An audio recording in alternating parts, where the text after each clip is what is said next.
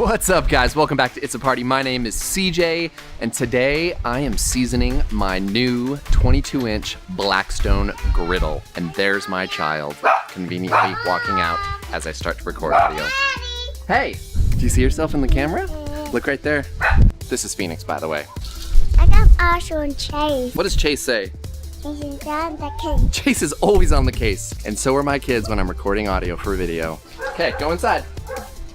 Well, that's dad life for you. There's a couple things you need to know. Whenever you're buying your Blackstone, you always need to season it properly first. If you don't, you're gonna have issues with it being non-stick. Then when you do season it, you have to do that properly. So the first thing that we wanna do before we start seasoning the griddle top is clean it. So we're gonna just get paper towels with a little bit of dish soap and water and wipe that top down well. This is the one and only time you're gonna be doing this in the life of your griddle top. And say, it's seasoning time.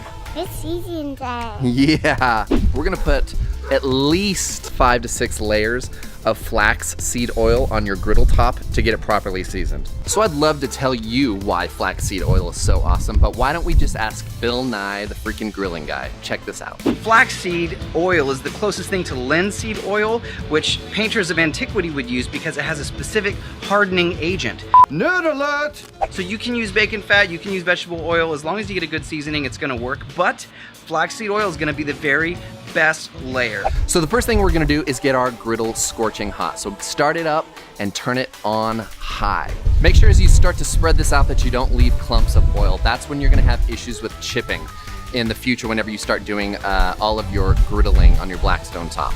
For me, it took about 20 minutes because I wanted to make sure that I had this baby set to be non-stick. Now you're gonna see that it doesn't all turn black right away. That's okay, don't worry about that.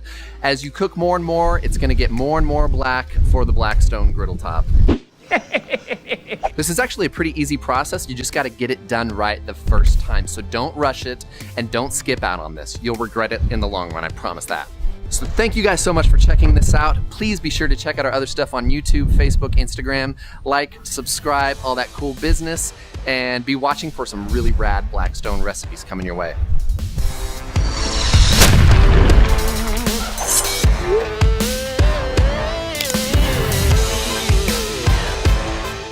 Give it Blackstone. Okay, blow them kisses. Mwah, mwah, mwah.